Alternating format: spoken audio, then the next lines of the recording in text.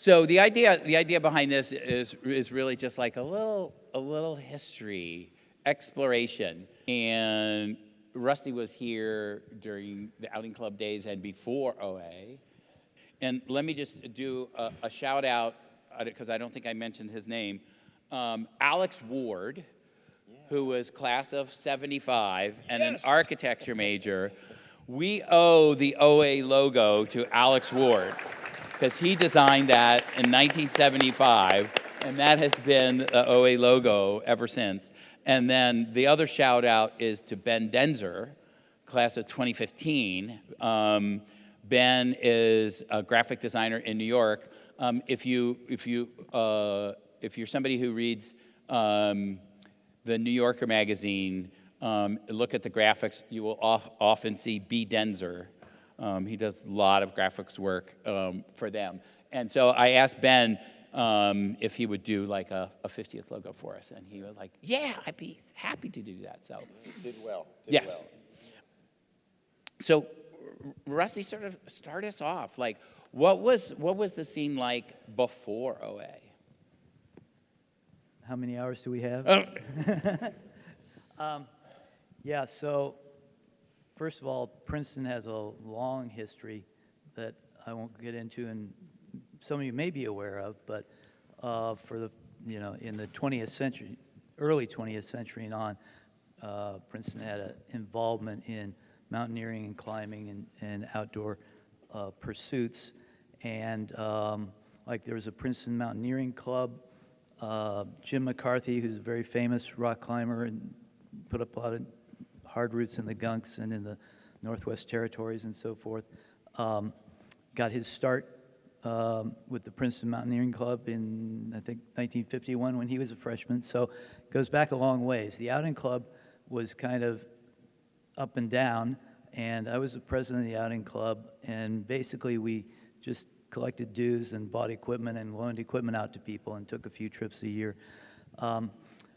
Nevertheless, when Steve Bulkey had that first pilot trip that Rick described in for a few incoming freshmen in '73, the Princetonian wrote about it, and I and my vice president were really outraged. How could they do this without consulting with the one relevant student organization on campus? So we marched up to West College and said we might want to meet with Steve Bulkey, and and made that point and said, this really ought to be something that's not driven by some contractor who talked you into spending university money on this. It ought to be more student driven. And so Rick described the proposal that Steve put forth, and ultimately I got paid by the university to help organize the first freshman trip. But that wasn't the first time I got paid by the university, because when I was a freshman, some of you were around at the time when there was a PE requirement. You had to take some PE course your freshman year, and I didn't want to learn to play squash, and I didn't want to do fencing or whatever. So I don't know where I got this audacity, but I went to the dean of students' office. I said, "There's no rock climbing course," and they said, "Well, no, there's not." And I said, "Well, there should be," and they said, "Well, but we don't have rocks here." And I said, "Well, that's okay. We can practice on the dorms, and there's a place we can learn to rappel and things, right?" And I guess maybe because this was a couple of years after the Summer of Love or whatever, it was kind of flexible time. They said, "Oh, yeah, okay, but who's going to teach you?" I said, "Well, I just was at the Yosemite School of Mountaineering in California this summer, and so I can teach it." And I had no business teaching climbing, but I didn't know how to climb. So anyway, they said, "Well, if you're going to teach it, we'll have to pay you." I said, no. I said, "Okay, great." So I don't know. I got like $200 to teach a class that, I don't know, maybe 20 people took so that they didn't have to do, learn handball or something. Anyway, so that was kind of a start. And I posted some pictures on the website in the 70s that includes some pictures of climbing buildings here. Don't do that now; it's frowned upon. But and there's left an article out there from the Trentonian about Princeton students climbing buildings. And I just want to note, for those of you who are climbers, there's one that I labeled as the easy 5'8" boulder problem on Wilcox Hall.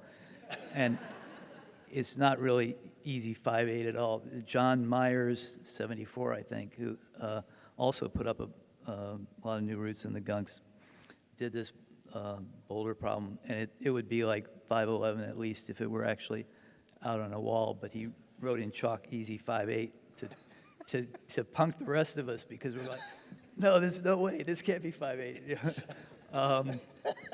So anyway, I also posted some pictures of the leader training that we did in the winter with Project Youth coming in advance of the Frost trip. And then the only known picture of the beginning of the first Frost trip, I think, which is when the buses arrived at Georgetown and they couldn't come down the drive. So everybody, at Blairstown, sorry. Yeah, my DC my guys. DC prejudice.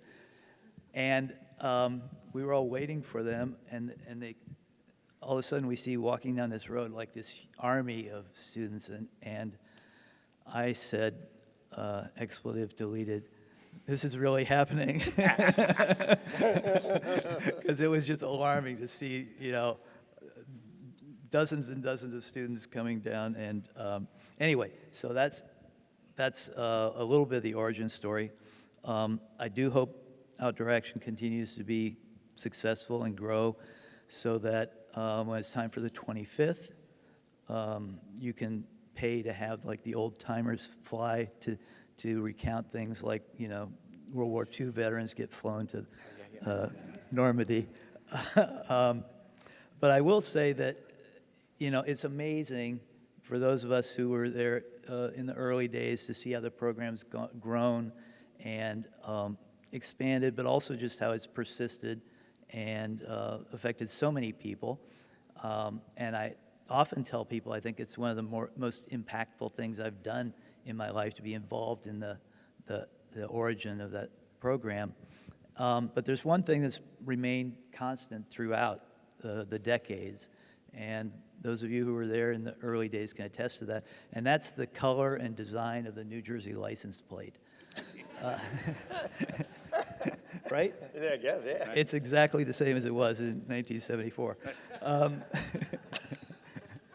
But the other thing that's remained constant, and I think is an important point, and there's maybe nobody here other than you to hear it, but that is the support the university has had for this program, over the years. And as Rick described last night, sort of increasing support and more incorporating Outdoor Action into the rest of the student life here and the university's programs, and I hope that continues. But it's a real testament to the flexibility, I think, of the administration to see a good thing and pursue it, even though it hadn't been demonstrated, obviously, and to continue to invest in something that was successful, even though it's kind of unconventional. So I think that's been an important constant.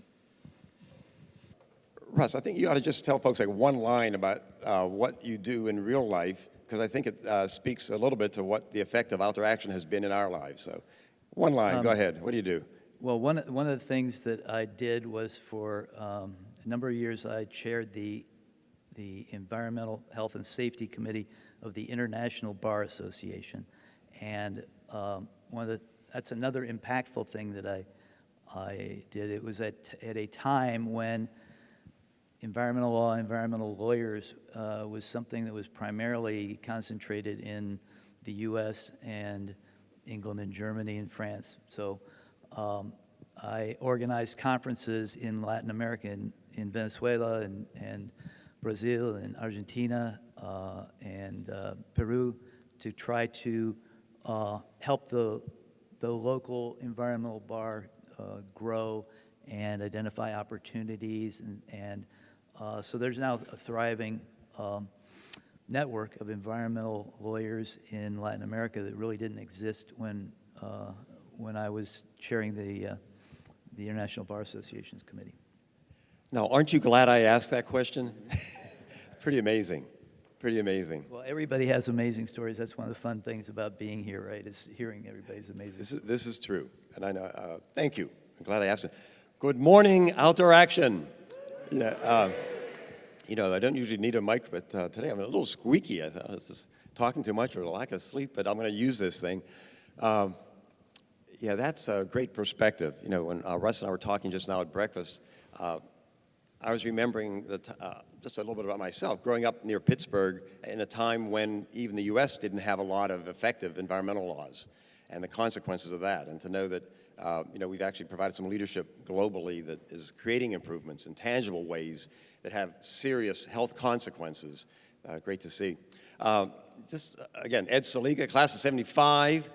I did wonder, how did I get up here? I said, well, I guess I started like a guy who likes to sleep on the ground.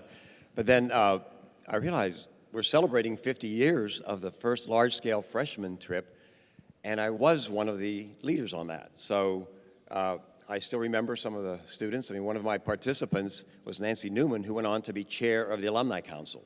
So I suffice to say, I think Nancy had a good experience at Princeton insofar as she has a remarkable leadership position and has been a trustee. So I don't think we turned them off completely to the experience. And as I think Rick has mentioned, in that first trip, we were there really as representatives of the Princeton experience more than as outdoor leaders, which is really good because we weren't. So maybe I'll say a few comments about leadership training and qualifications and how we have managed the program. And maybe just to set a little bit of the context, the background, like where did all this come from? It's like, well, yes, Outdoor Action was to help create a sense of community. Well, why was that an issue? Like, why did that emerge as something worth addressing? And then if you just take a minute in the time machine to kind of go back to, the late 60s, the early 70s. This was a freshman program in 1974. It had been 1968 when we were still in the civil rights movement. We were having race riots. A lot of Newark had been burned down. So that was 5 or 6 years. In fact, 5 years before the first programs opened to the community. It was still in the midst of the Vietnam War. I had a friend, Bruce Jackson, who was about to be drafted into the military, who had to leave Princeton, and I've never seen him again. So I hope he survived, but he just disappeared and we lost contact.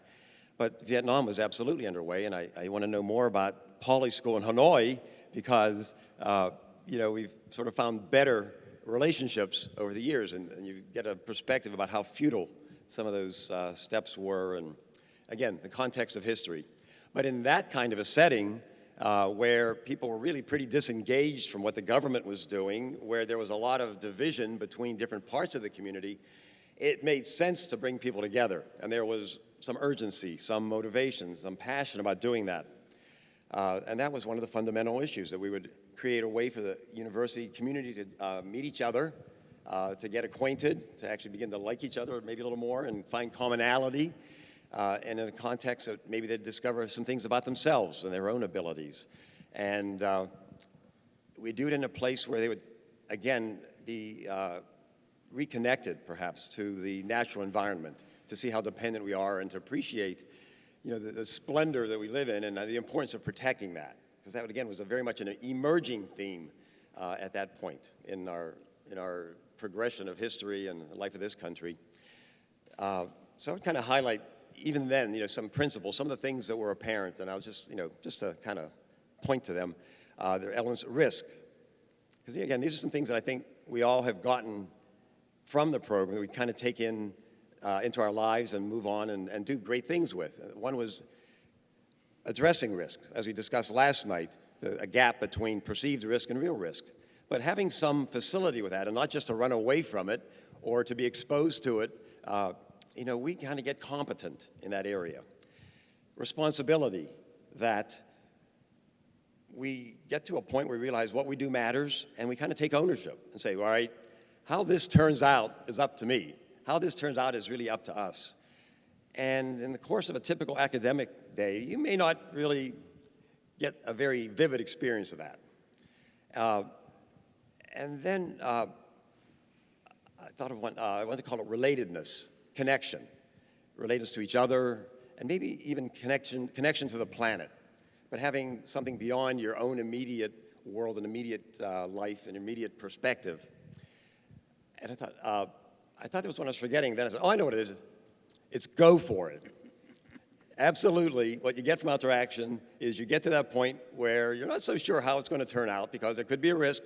Things may not go well, but you've addressed that. You think the risk is manageable. It's not that bad. You can handle it. It's going to turn out fine. And you just kind of take that step. Whether it's a jump or a leap. I'm aware of those. I was reflecting on how valuable those things have been to me. What I do professionally is assemble teams of people called a company to build state-of-the-art clean energy systems and green buildings. In fact, I organized a tour for the U.S. Green Building Council of this building. If you want to know about how the air circulates in here, I have a little insight. It's because Forrest Megerman, one of our professors, wonderful guy, took us through the inner workings of all this. And I can tell you the clean air comes in on that side, goes to the offices, comes across here, then goes in the lab. The lab's exhausted out, so you never have to breathe what's in the lab. So there you go. But somebody had to plan all that out and figure it out, and it's why we're safe and healthy and doing fine in here. But I'm one of the two owners of one of the leading solar power companies in this part of the country, and we like to do things that are innovative, and things that maybe other folks haven't done before. And I'm not going to go down that whole list, but I will say that a week from tomorrow, we're part of a ribbon cutting at Rutgers because we're developing ways for farmers to make clean solar power on their farms in New Jersey while maintaining productive farms. So in agrovoltaics, you can provide extra income to farmers to keep them in business, keep them producing food and supplies here locally so you don't have to use diesel to get things here from California, and maybe push them toward organic and clean up the water supply. But there are ways that the economics work out better if they can get some income by making clean power, which we need in this part of the world for all the reasons you understand. And I'm supposed to tell you about the history of OA, which was in that era. I'd been exposed to the outdoors and learned that I really enjoyed camping because I wanted to learn to fly. I had a friend who's in high school whose brother had gone to the Air Force Academy, so he wanted to fly. Fast forward, Gary became a captain for United Airlines, and he may have driven your airplane one day, but he found out about something called the Civil Air Patrol. And if you join the Civil Air Patrol, they said they would teach you to fly. Because the Civil Air Patrol provides a function of search and rescue if little airplanes go down. And it was a lot more primitive 50 years ago. And if you're in western Pennsylvania, where I was, in a little single-engine plane, and you drop down into one of those mountain ridges in the Appalachians, you could be lost for a long, long time. No GPS, no beacons, no anything. So we relied on teenagers to walk through the woods for days and just look for somebody. And I became one of those teenagers, and one day in the summer before my senior year, my phone rang and said, we got to go. And I always kept a backpack packed up, and I went out to the Allegheny County Airport, and they were going to put us on a truck and go out in the Appalachians and go look for a guy because he was down. And they couldn't get a truck quick enough, so I slept under the wing of an airplane in a hangar. And by the time we got up the next morning, they had found the guy, and he was actually okay. But it was, we used to go out a lot of weekends and just improvise shelters, and I thought, well, I can do this. I will mention, we didn't just go into like public land. There was a lot of unoccupied land. So my experience of camping was we'd go find this nice abandoned area that nobody cared about. We would assemble, a little fire circle and start a campfire, and then somebody would have to stay awake all night and keep the fire going and make sure nothing really spread. Because we would gather up the rocks in this area and then we'd light them. Because nobody cared about the strip mines, and you could go through the strip mines and find enough coal to burn some coal, and that was a campfire. Which also got me aware of things like the surface waters, the creeks that were, I kid you not, the color of those tablecloths.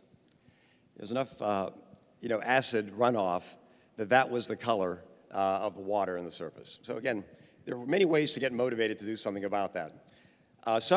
You would understand that when the Daily Prince ran an ad in, I guess, September of '73, saying, you know, for a little bit of money, we'll put you on a bus, take you to North Jersey, and you can go camping and go hiking on the Appalachian Trail. I just about ran to West College, plunked down my money, and said, sign me up, I'm going to go camping with you guys. And that was, I believe, the first OA program open to the university. Went off, had a great time, said, I like this thing, I could do more of this. Came home, and in my mind, which I should check the dates on this, I believe that was the weekend of the outbreak of the Yom Kippur War, the Arab-Israeli War of 1973. So we went out and had this idyllic kind of pastoral experience in the countryside, and then we came back, and the world was still the world. And we were all getting along well, but the world wasn't getting on together so well. But OA persisted, and then I got to get on a trip again in the spring because, again, open to the university, got on a bus, went up to Blairstown, went out to the woods, did hiking and climbing, and had a great time at Andover Quarry, and decided rock climbing was for me, and that would be great. I thought, well, it's the most fun I've had in a long time. I want to keep doing this thing. So I got a call a week or two later because the Dean of Students was doing a program for the resident advisors. They said, well, these group games are wonderful. We think the resident advisors should go through the rope, there wasn't a ropes course, over the wall and through the tire and do those things. And would I be willing to help that day? And I said, well, I'd done them twice, so that made me an instructor. So then I was a leader. So then and I had a great time, and my compensation was a really good sandwich. I remember they brought really good sandwiches, and then they started telling us, well, we're thinking of doing something for the freshmen in the fall. I had a summer job on the campus as a research assistant in the architecture urban planning program, and I'd be around. I said, well, yeah, I'll help with that. So I was one of the people who went on the bus, and we went up to Blairstown and kind of got that launched because by September, I qualified as an instructor. So I got to help lead we had a subcontract, right? We had an outfit that really was competent, Project Use, and Walt Pettigrew, my actual leader, had done a lot of things, but the way that played out, we were going canoeing on the Upper Delaware. And my canoe partner was Nancy Newman, who then went on to chair the Alumni Council, and they put us together in a canoe, and I'd never been in the canoe. And the first afternoon, we were going to run Skinner's Falls. And if you know the Delaware, there's Skinner's Falls and Foul Rift, and those are the most challenging places on the Delaware. So I really didn't figure out how to steer that thing until we were in sight of Skinner's Falls. J-stroke. All right. No real orientation. How we survived all that and brought them back alive, I just keep remembering that Princeton shield and the Deus Numine Viget. We get right. We have some divine connection because somebody was looking out for us. I don't know if we should always depend on that. You want to say? Well, yeah. During the first freshman trip, we had our first trip to the emergency room, and we also had our first beginning of an inter-OA marriage. And because it relates to this, Go ahead. B.J. Catton, class of '78, was in the canoe. We had, the Grumman aluminum canoes, and they were kneeling down because they were going over the rapids, and they weren't up on their seats. And she went over Skinner's Falls and slid forward and cut her knee on a cleat on the canoe. And somehow they got over to the side and found a payphone and called me, and I ran up there to try to find them somewhere on the river, right? We didn't have GPS or anything else. Couldn't call them on the cell phone. And it was bad enough to cut. And I also was on the Princeton Rescue Squad as another activity. So it could have just been bandaged, but it was right there on a girl's knee, a woman, I don't know what the right term is now, on her knee. And I thought, well, we better get it stitched up because it's going to be an ugly scar if we don't. So I took her to the emergency room. I didn't have time to stay there with her. So I called another guy who was helping, run everybody around, said, come and get her back to the group after she's stitched up. And that was Bill Narvell, classes of '76, and they live up on Prospect Street to this day. Yeah. I didn't know that's it. Yeah. And while I've got the microphone, I just want to say the other thing is, Ed's setting the stage. The other thing is, Richard Nixon had resigned just a little over a month before we had the frost trip. So that's kind of the chaos that the country, one indication. But the other thing is, as he was describing, it was kind of shortly after the Summer of Love, and we all have funny OA leader stories, but I'll just tell this one because it's so evocative of the period. Close friend of mine was a leader, Deborah Telcher, and she was going to take a group canoeing. But first they needed to do a little practice learning canoeing in the lake, and including capsizing the canoe and learning how to get back in and get the water out of it, so forth. So anyway, after that afternoon, she came to me and she said, "You wouldn't believe what happened." She said, I had my group all, with their gear and stuff in the dining hall in Blairstown. And I said, well, okay, we're going to go out and get in the lake, and you're going to get wet because we're going to practice capsizing a canoe. So everybody, take out your bathing suit, put your bathing suit on.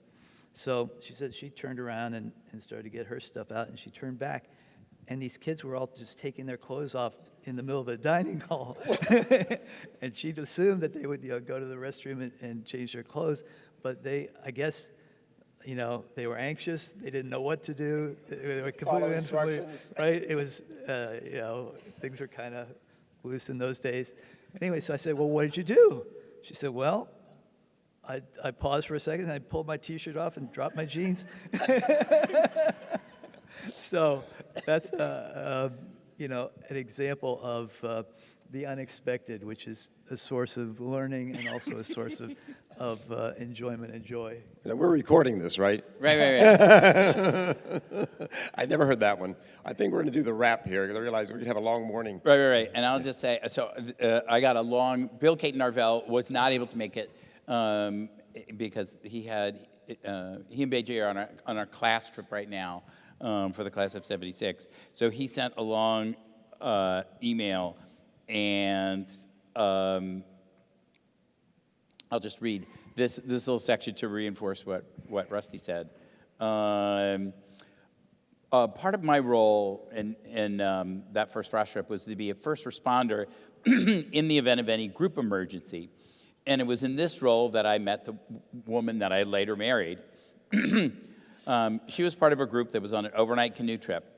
And the scruffy-looking, it was already several days into the adventure, crew was evicted from the family campground where they were supposed to spend the night.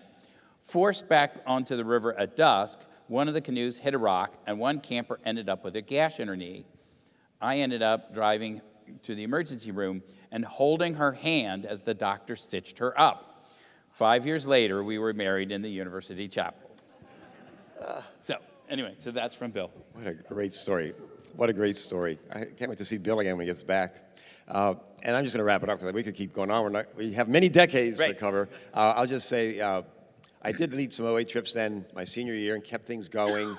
And based on that, I got a phone call again in my dorm room from a guy I thought was going to try to sell me insurance, but actually he was starting a program called Wilderness Ventures, right? So I got hired the summer after I graduated to help launch Wilderness Ventures, and had just an ongoing commitment and a lot of fun, and glad to be using the OA experience.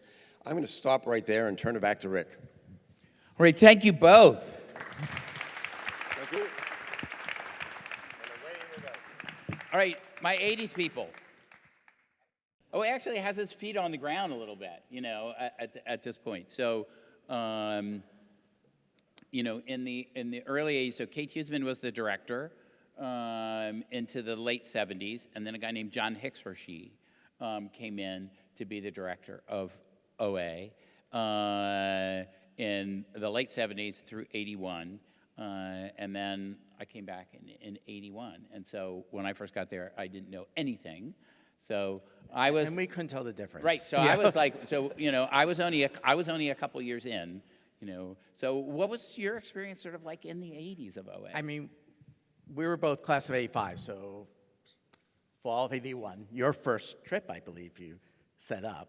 It's maybe about 200 students, and we were talking about this with other people, University Place. It was all run out of the basement of University Place. It was so small, 20 groups would meet on the lawn out there to pick up all their gear. It was chaos, but it worked. I went canoeing on the canoeing hiking, Delaware. Everything started in Princeton, so it moved from Blairstown to everything based in Princeton.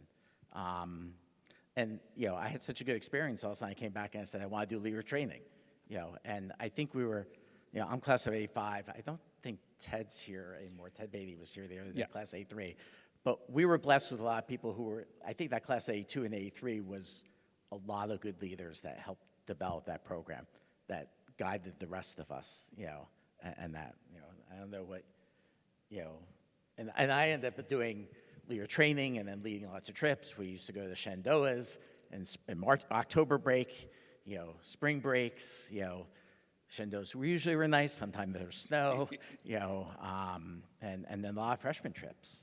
So, Yeah, so I'd echo a lot of that, and I think it's been amazing to me to hear more of that early history this weekend, because I think I had no idea when I arrived that the program was still relatively young, and that you were pretty new in this job, because like Dan said, I arrived here, I didn't really know what to expect, but it felt like this was an incredibly well-organized, well-run program that had been around for a long time, and that I was having the benefit of kind of stepping into this thing that had this incredible infrastructure and history around it, and it just felt seamless as it was run. My experience, I was telling my wife last night, walking around campus, I'd forgotten about where the storeroom was, so that I have a very vivid memory of arriving on campus, going to the orientation, and then going to get my equipment, and then it being late at night, being really hot. That I think it was a hot week, that frost trip week, and then getting lost on campus. And I lived in Walker, and I think I spent 90 minutes wandering campus, carrying all my stuff, sweating like crazy, trying to get from the supply room to my dorm room in Walker. Yeah. So that was how I started out, and then it just got better from there. And the interesting thing for those, class of '85 was the last class without residential colleges. So I've talked to a couple of people in the '70s. When we joined as freshmen, we literally were scattered over the entire campus. Any dorm had freshmen. It was a much different thing. So OA was a way, people literally, you knew people throughout campus. There were no colleges, there's no dining halls. You just had random people, and it was amazing when you came back and you knew 10 people scattered in campus that you could meet and gather. So I think in those early years, it was even more important because there were no residential colleges. It was a different experience for freshmen. I think the other thing interesting is by the time we left 4 years later, and I stayed around, I did a couple more, I think I've led 5 freshman trips because I did a couple after graduation. You were over 450 people. So, today it's 600, but those early 80s is when you kind of doubled the program, and instead of being 20% of the university students, it was 40% of the freshmen. And it kind of ingrained a way that was now too big to fail. And, the university couldn't take it away. And it was a really critical time to do it. And we were turning out leaders. The training was developing. Ed was talking about the leader training. We had some stuff to do, but we just turned out leaders to grow the program. But it made it a program. Within 10 years, by the time I graduated, I was like 10 years old, you were doing 450 kids. Yeah. And I spent the summer sitting in 48 University Place. It wasn't as organized as it made out to be, filling up GORT bags and pulling out sleeping bags and all that stuff. But it really made the program for good. I don't know how you felt because obviously it was your first 4 or 5 years. But by the mid-'80s, it was a pretty well established. Yeah, it grew tremendously during that period, and I think a big part of that was getting the leader training program really solidified as a curriculum that allowed it to kind of move forward. Yeah, and no, it is a great program, and in fact, I think by the time we left, all of a sudden now we were going to Jadwin to set up the trips because we had grown the university. We couldn't put 40 trips there. We had to get all the gear down to Jadwin, and everyone would meet at Jadwin and things like that. So it was good. The other thing was, which I think helped to grow, is it was, even though you were in charge, you let the students do their own trips and plan their own trips. we talked about this, just say some people, again, I talked to Ted, I think in the summer of 82, 83, did a trip to Colorado, and he pulled 10 students together. I wasn't on it, but then 2 years later, in summer of after graduation 85, we built a 8-person trip to Colorado. You guys, the university van, you were telling us last night, you wouldn't let us drive straight through. We had to stop one night, So I remember stopping somewhere in Indiana on the way there and western Kansas on the way back. But 6 of us drove to Colorado and did a 10-day backpacking trip in the Weminichi Wilderness. Never had a backpack that heavy, 10 days out there. But we could do our own trips and plan our own trips and make it, even though you were running it, you got us all involved in it. So it wasn't like, it was almost our program, with the proper guidance. So if I can pick up on that, because there are lots of people who could tell stories better than I can tell stories, and who have great OA stories as well. So I can tell some stories. I won't tell them well, but I have lots of great memories and lots of fun stories. The reason I actually wanted to take the opportunity to come up here was to build on what Dan just said, which is about Rick. So I feel like I know Rick probably doesn't like these kinds of stories, but maybe he does. Maybe he does. Maybe he's been waiting all weekend for this.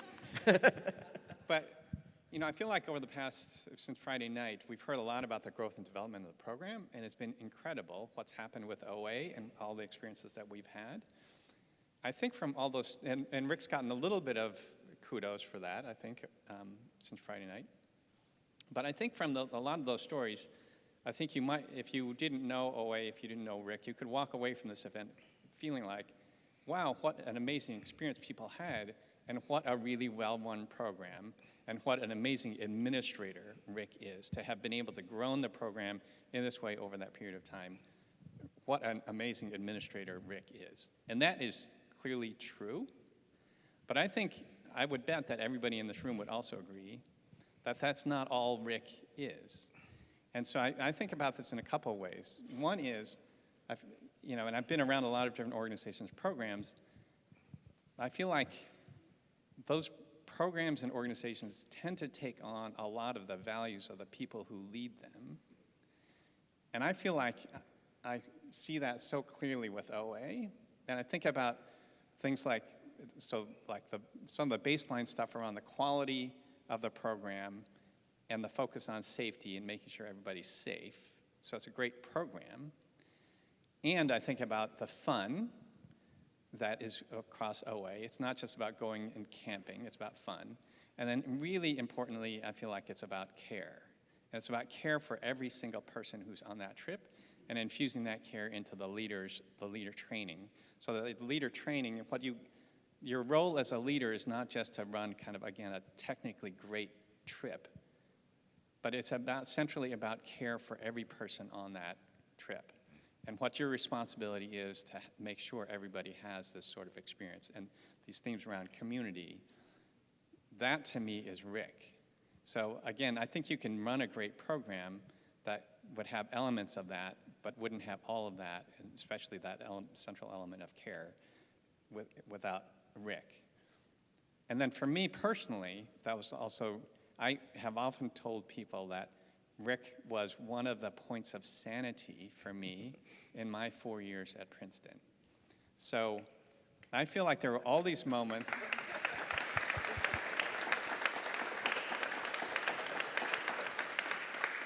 So thinking now, I'm not sure why I was in Rick's office so much, because I felt like there were definitely times I was in Rick's office to figure out programs or do whatever.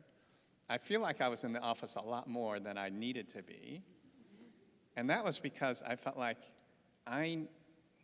whether I could articulate this at the time or not, I knew that there was somebody in West College and somebody in the administration here who knew me as a person and who cared about me and who could help me navigate Princeton as an institution and the culture of Princeton. And that meant the world to me.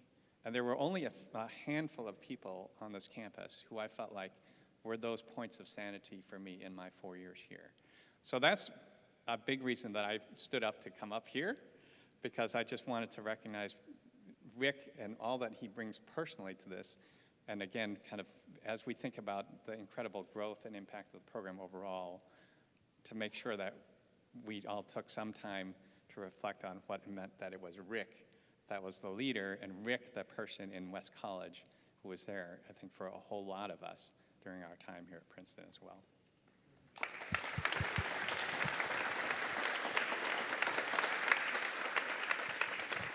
Well said. I don't know what more I can say. So, a couple of things. The other thing that I thought OA did for me, and I came up during a morning conversation, is you learn to have confidence in yourself, and you learn you could take risks and fail, and it was okay.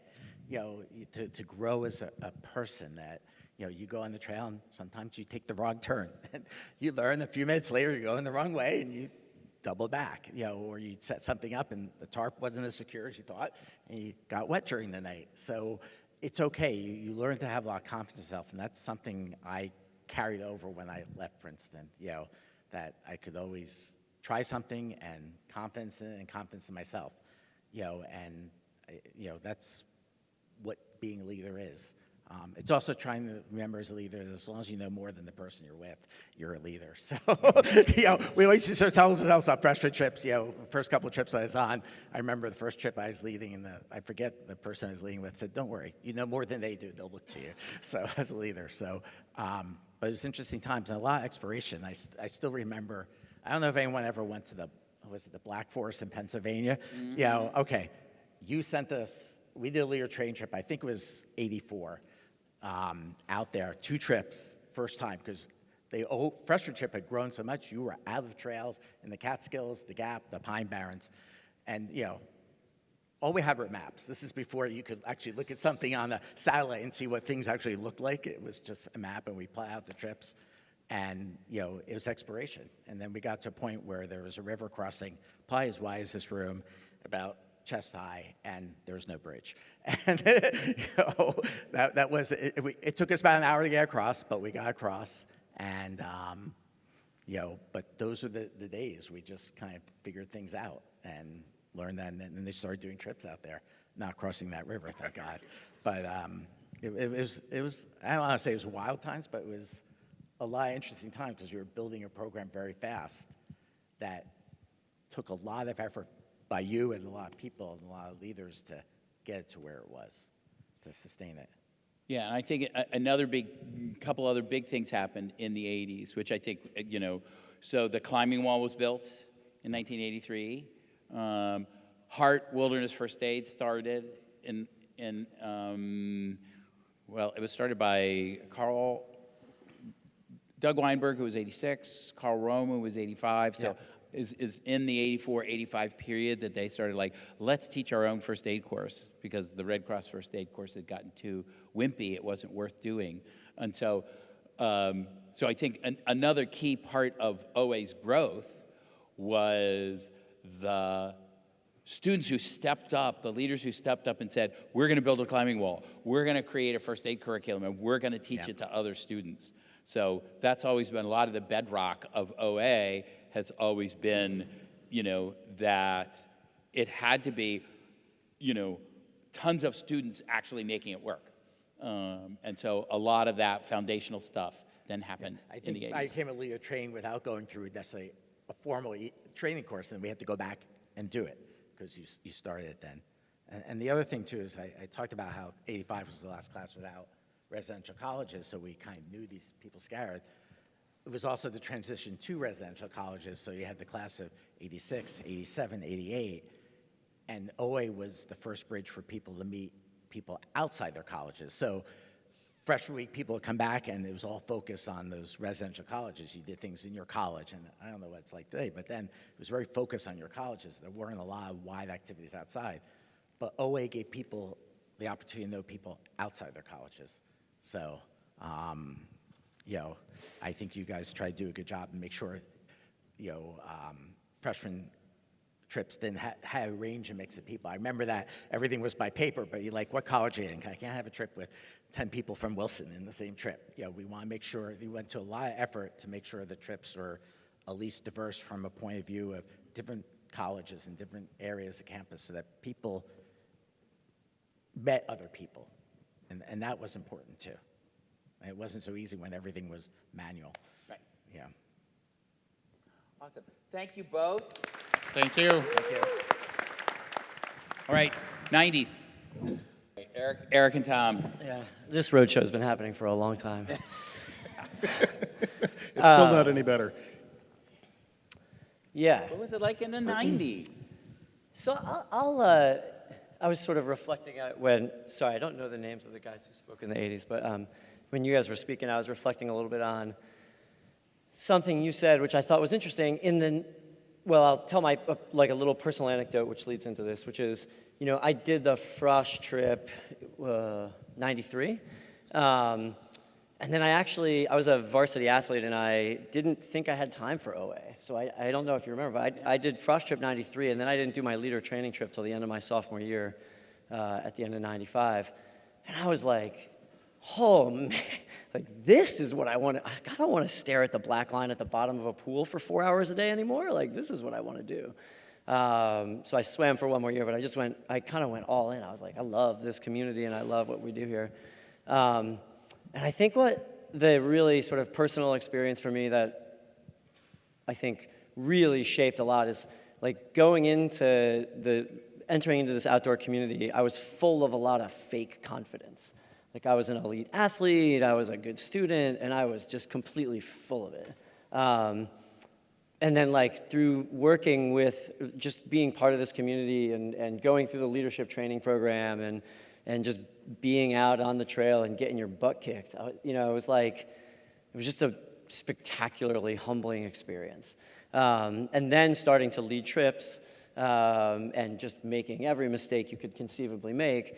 But the way I want to tie this to what you guys were saying is like, man, you Rick, like still thinking about it, like, I don't know how you let everybody make that many mistakes and not just, like every leader on every trip is screwing stuff up and it's happening and you let it happen.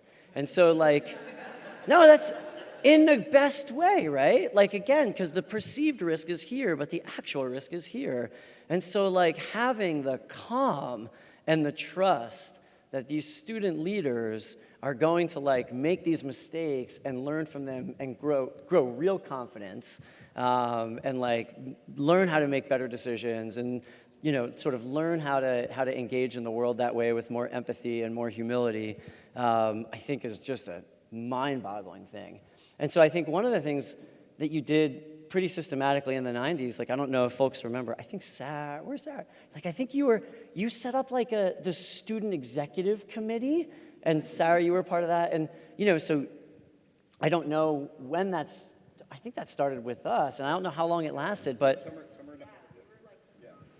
Summer of 95, I'll talk about that. So you set up a student executive committee, and there was like a paddling committee, and they managed the boats and they designed all the paddling trips and the day trips and all the things. And then there was a hiking committee and there was a climbing committee and there was a winter camping committee. And my memory of OA in the mid-90s was like you empowering the heck out of us to just run it and keep running it and keep going with it. And like more students are coming in, more students want to do it. All right, you guys can figure it out. Like, what are you going to do? Give it to the student executive committee. And I remember sitting in some of those meetings looking at each other like, the hell are we doing? Like, I don't know what to do, but you were just like, you guys can figure it out. So I think sort of going on your theme of just Rick really being incredibly empowering and giving people the space to kind of take over the program and make all the mistakes in the world. I think that's, to me, what I think about in the 90s. Another example is like the climbing wall. You were like, you guys want to build more climbing wall? Like, build more climbing wall. You helped design it. Like, we were all hanging from the rafters, like, upgrading the climbing wall, It was sort of an incredible experience, and giving us the space to kind of do what we wanted with the program. So. Were you in that student executive meeting where we debated the climbing wall? We're like, we don't want to be associated with the great climbing wall disaster of '99. Can students design it? Like, should we hire Probably, but I don't like big, meaningful decisions. So that, I think, you've heard like in the 70s, 80s, they're saying this thing is humming. And to go back to what was said before, like all of these things where people are able to focus on leadership and providing the, I'll call it the soft skills opportunities, is because the machine that OA became in the 90s really took off, thanks to Rick, right? The administrative power behind saying, okay, let's sort out all these other details so that the leaders have what they need and don't have to worry about it, right? And then you can really focus on the stuff that we're trying to focus on rather than worrying about, oh my God, if we get in trouble, like, where is the payphone? Because it's already written down. You have it in your notes. You know that, milepost 4.6, you turn left and that's where the payphone is, right? You know that, this student has bee stings and we're not going to send them to Pennsylvania because we've had lots of bee incidents. We'll send them to Massachusetts. Like, stuff like that, it's like way, way, way beyond. And I remember, like, run into other outdoor organizations, other colleges would come up and be like, hey, Rick, like, we're trying to start an outdoor program for the Frye. Like, what do we need to do? And be like, well, you got like 8 or 10 students, you need a couple of leaders who know what they're doing, have first aid, and go camping. Like, you sort of start with the basics. But OA was like 7 levels beyond that at this point. The stuff that had been built up and the scale, you think about scaling, right? 200 students, 400 students, we're getting up to 700 students. You're like, we're running out of trails, right? And we had, I think, the A74, like, and then you start dumping trips. You're like, okay, we got up to like trip number 74, but trip number 9 didn't exist anymore because we were like, okay, like too much road walking, not scenic enough, campsites were wet, like just don't do it. So sorting out all of that stuff of like, okay, now we have 350 students who need backpacks. Okay, we're gonna have to like find more backpacks. Like somebody needs to do a run to Columbia and take all of their backpacks. Somebody needs to go here and get all of their sleeping bags. Like, really kind of pushing the boundaries of what you can do simultaneously, logistically.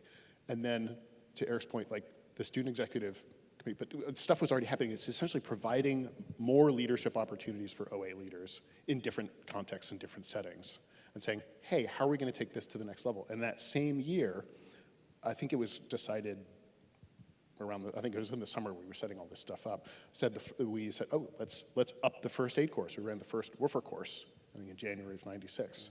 And said, no, let's take OA to a professional standard, right? This is what park rangers are going to do. This is what OA leaders are going to have the opportunity to do. And just kind of working through all of those and all of those committees, right? We had the paddling committee, the climbing committee. These are all active things. There's an active paddling program, an active climbing program, an active day hike program. All these things, like OA was humming. And so that actually provides lots of opportunities for lots of OA leaders to get involved and to lead in whatever way they see fit and to kind of realize their dream of what OA could be. So that was just really, really cool. I just had another thought, and I'm sure these two things are connected, but we had an interesting conversation yesterday about, with some of the student leaders in the leader training meeting about how, at least our experience, I know you have the same, like in the 90s, like the OA leader community was an incredibly strong community on campus. Like we were all friends, we all roomed with each other, we used to sneak into the gear room when it snowed and steal the skis and go ski on the golf course together. Like, I mean, it was like we did everything together. And we were talking about like how do we, the current leaders were saying that there feels like there's a little less of a community now, and just reflecting on where that comes from, I think some of that at the time probably came from what I was just talking about, is like how dramatically you empowered the students to run the show. So, part of that community and part of that sense of belonging was like, you'd show up at an executive committee meeting with your friends and you'd be like just making decisions about how this like 700 person operation ran. And so yeah, I just was thinking about, because it's something I've been struggling with for 2 days, is like, man, we had such a strong sense of community then. It was like such a close-knit group. And I don't mean like my 10 friends. I mean, they're, like I could probably name 150 friends who were leaders at that, like UCAD. I mean, it is crazy. We all knew each other and we all spent time together. And I think some of that comes from just how much we were empowered to kind of run it together and make decisions together. And I think it was an interesting time. I just want to add something too about what kind of drives this is there's discussion about, risk, perceived risk, and actual risk. Essentially what I think you were building behind the scenes, apart from saying, okay, from a curriculum perspective, like how do we teach leaders to, think about things like group dynamics and all this kind of stuff. And that all takes care of itself once you've identified that and you kind of teach that and then people figure it out. And then the other piece is all of that logistical stuff, which is essentially de-risking, right? And as you de-risk the program more, you can scale it more and everything runs better. And so those little things in the background really, I think, kind of propel it forward because they're just incremental improvements along the way. It's like, What did we miss? That was great. I mean, I think you really covered a lot, and I think one of the things that we're with the OA Plus program, one of the things that we're trying to do in terms of bringing back trips during the academic year is that was, I think, a big part of that community is that OA was a year-long endeavor. Yeah. And you knew that there was going to be multiple trips going out over fall break, and so you could lead a trip, or there was all leader trips or whatever. And so, we sort of had to step away from that for sort of financial reasons, and then, bringing that back and then recovering post-COVID. So the goal is really sort of try to get back to where we were, in the 90s of sort of like having this be a year-round program that is, just like you're in the orchestra or you're in Triangle, that being an OA leader at that point was kind of your year-round activity. Yeah. And so, we were in a point where it was just like coming back for Frost Trip and that was it. And so now we're trying to get it back to that place where it really is something where it's your major activity that you're doing all year long. actually, I just want to add one thing about that. And I think this is maybe to your point around those 100 leaders who you knew. I remember when I came in, there were 150 leaders or something like that, and they were kind of like legends. And I was like, okay, how many of these cool people can I get to know? And So then, true. then we had the student executive committee, right? We had committee heads, and we had like 12 committees. Or I forget. I think I led 2 of them. I don't maybe. remember. One at least. But then there was a group of people, and like every month we'd get together in McCosh Hall, and I'd have like 15 or 16 people, volunteers, who'd be motivated, who'd say, okay, let's think about like the backpacking program, or let's think about the climbing program. And you would get a chance to see them, even if you weren't out on a trip or doing a first aid course, these people were convening out of their passion. And then you get, well, here are 15 other OA leaders who I get to see on a regular basis just in a classroom. And that actually just helping foster connections in the community kind of really strengthened it. And then I do want to mention one other thing, which is one of the things that we didn't successfully tackle, which was diversity. Because that was something, it was kind of like, we're like everything in OA is humming, right? Like we got this working, we have a climbing wall. Well, how do we make the climbing program better, right? Can we teach lead climbing? I think Rocks 3 was like the first, we upped the first aid program. One of the things we said, okay, diversity, like, OA is still not where we want to be in terms of diversity. How do we tackle that? And we have 3 white guys on the stage, right? We didn't really have the right tools to do that. So we didn't solve everything. No, that's a really good point. That's funny. I do remember having those conversations with you. The other thing we did in the 90s is we published the Backpackers Field Manual. Yeah. Sean Hartman and I, that summer, when we were the Frost Trip coordinators, were grinding through it with you. Yeah. So that was kind of a big cool thing too, is like getting our, the leader manual published as the Backpackers Field Manual. Yeah. That was a cool. And That came out in I 96. think there were like 25 leaders who were involved in the There was a editing lot. of that. Yeah. Yeah. Awesome. Oh, thank you, Yeah, guys. thank you. John Gager sends his greetings. John was not able to come down. Yeah, I'm Chris, and we shouldn't let this time in OA's history go by without talking about John Gager, a religion professor who was the head of Forbes College for a long time. And John was if Rick was the lead of OA, John was sort of the second mentor for a huge number of us who were involved in OA. He, helped mentor people in the leader training program, and he played a huge role in the climbing community and was really sort of the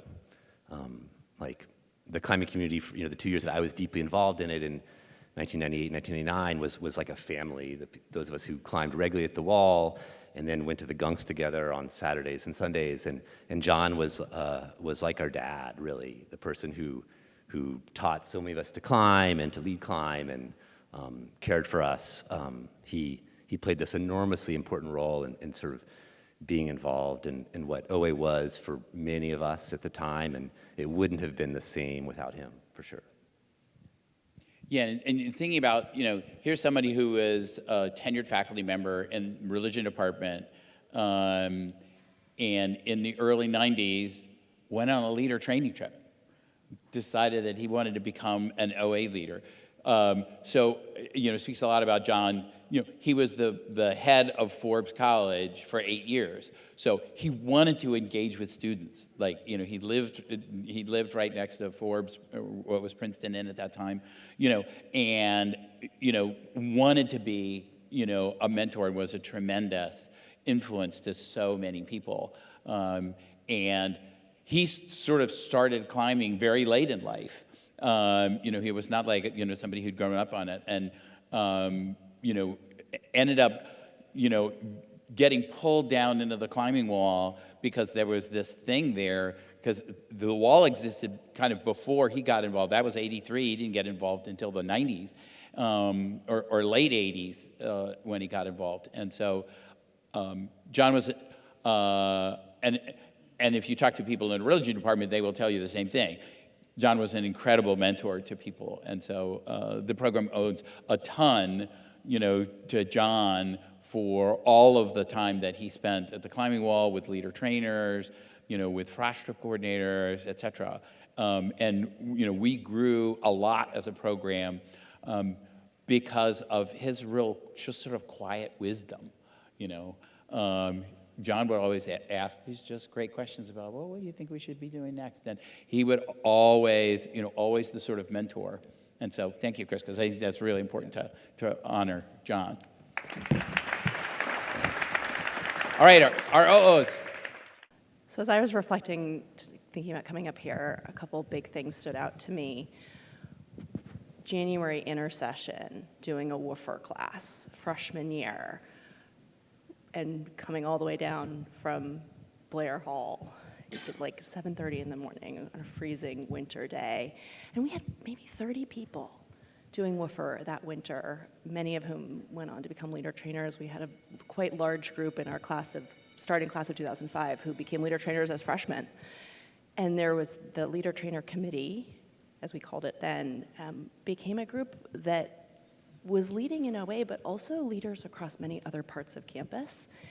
And when we were working on some of the strategic planning work a decade or so ago, that was one of the things we talked about, is these skills that OA builds, people are then translating to other parts of campus leadership. And so that was one of the things that I think really stood out to me, having also been active in a number of other campus groups. My frost trip was also the trip that returned to campus 2 or 3 days before September 11th. And I remember that being a really hard time for me. I had grown up overseas, and having had frost trip meant that I didn't feel alone. And I remember just so much time spent in Frist those few days because people couldn't get a hold of their families, people didn't know what was going on. And so having come from being outdoors and that tight-knit community, I think probably saved a lot of us in that really uncertain first few weeks of freshman year when this huge event had happened. And my friends from OA have continued to be the people that I come back to. I mean, I just spent a long weekend 2 months ago with 2 friends that I met through frost trip with our families and our 6 boys, which was kind of chaotic. And we did a hike outside of Washington, D.C., and on the edge of the Shenandoahs, the Bear's Den Cave. And it was just an amazing thing to go through 20 years later and know that these friendships were built from OA.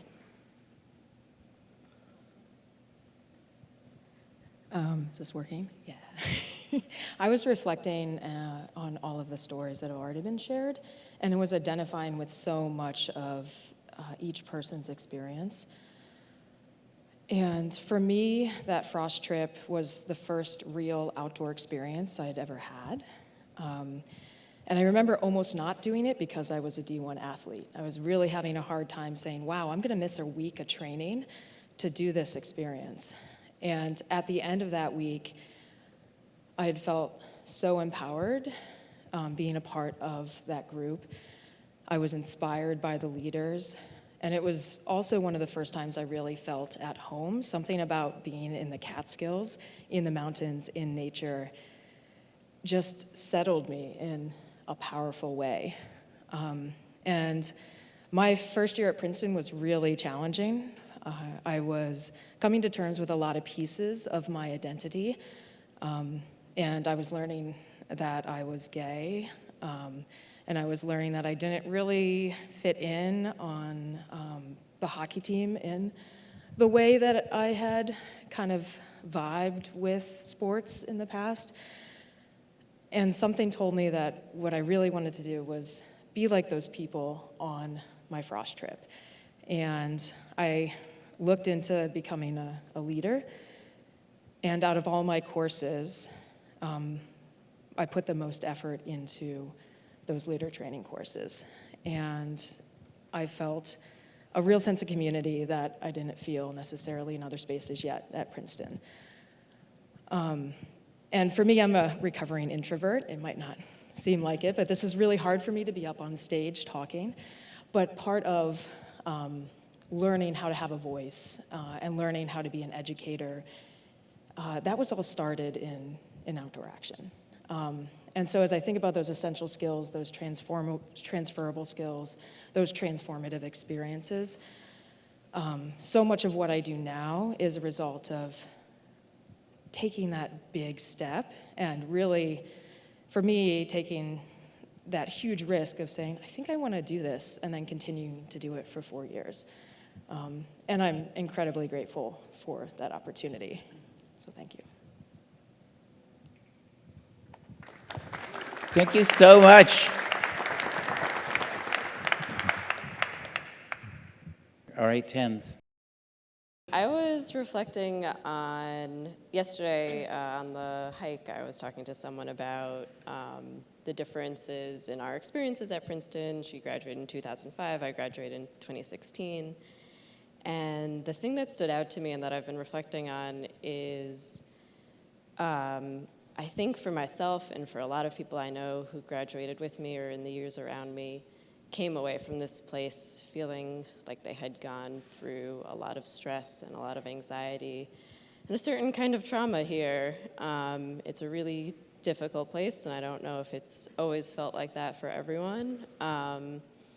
And I think when I was on campus, we had this maybe sort of national moment and definitely moment on campus of being able to talk about mental health in a new way.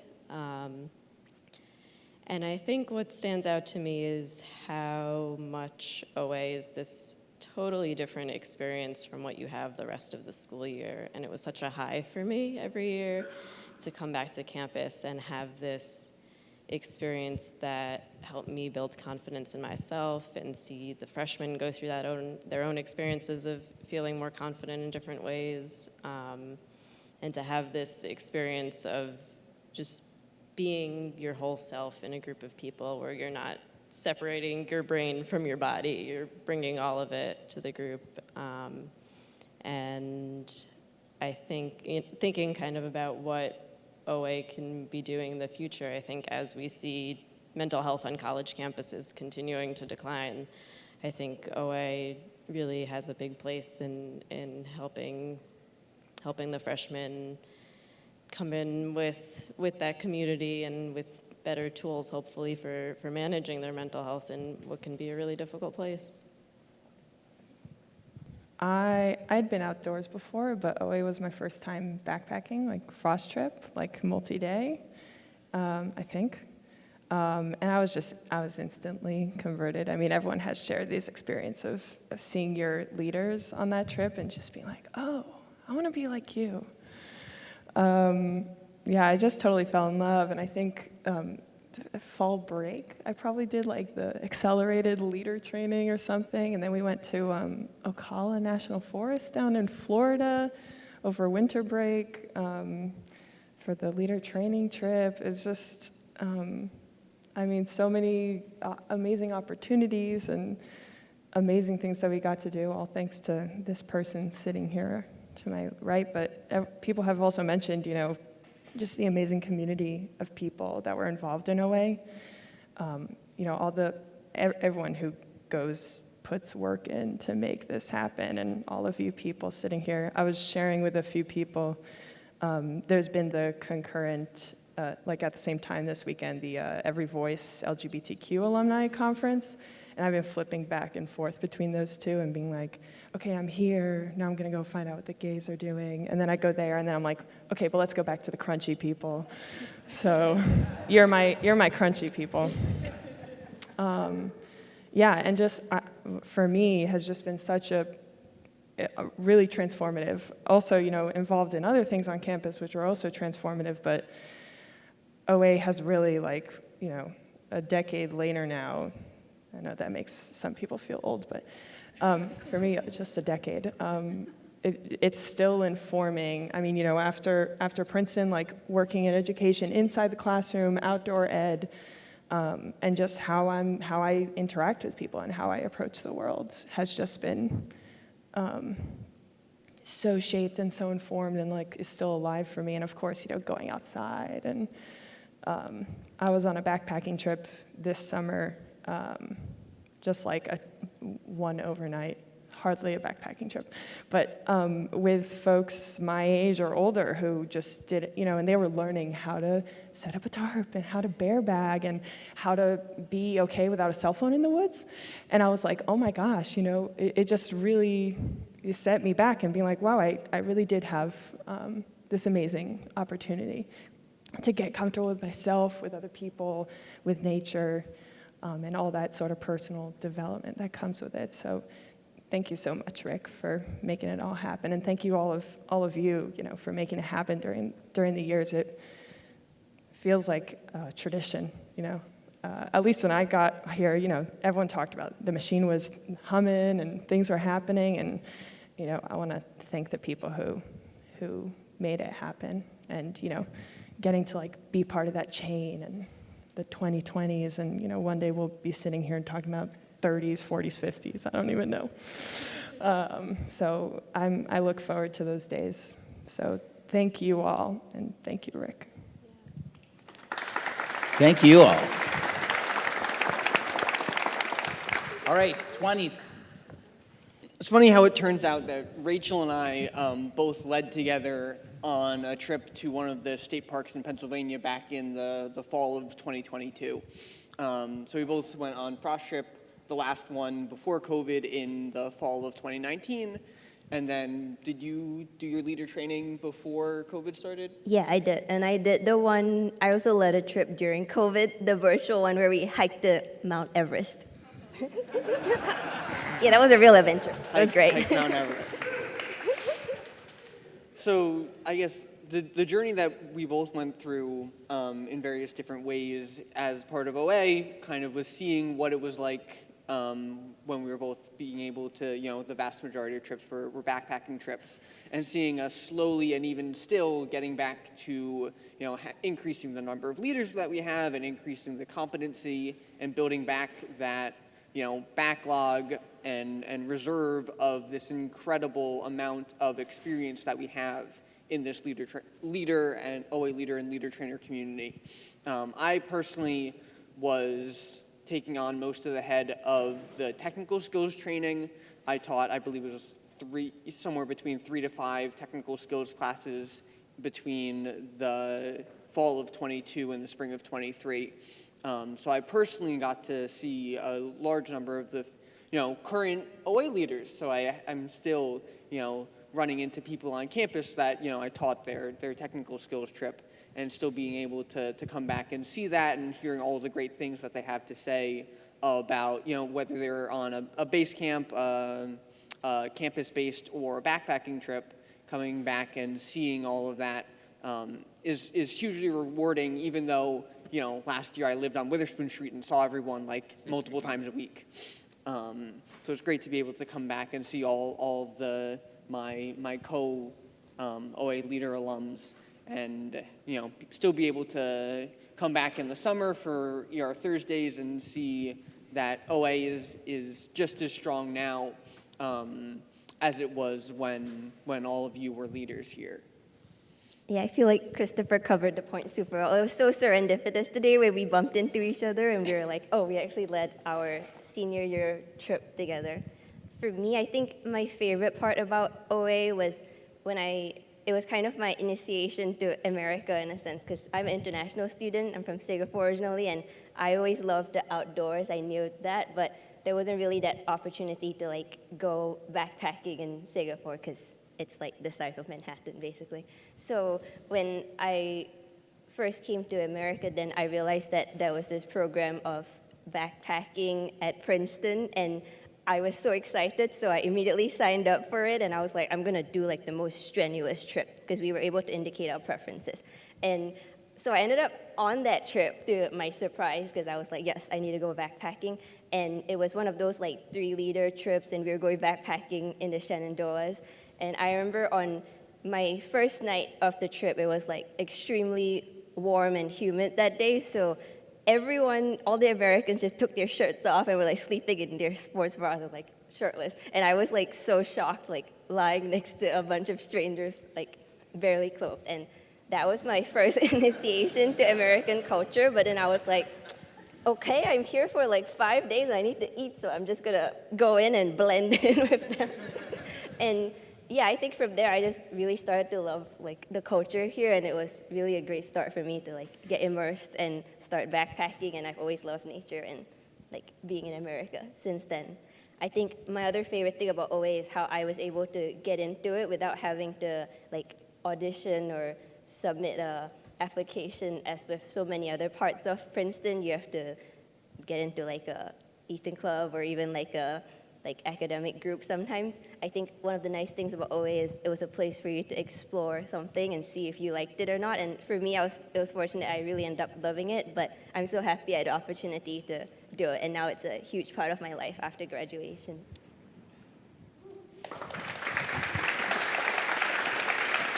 Awesome. Thank you both. Well, I think that's a great sort of snapshot of the evolution of the program. So Rebecca. Thank you all. Rebecca. And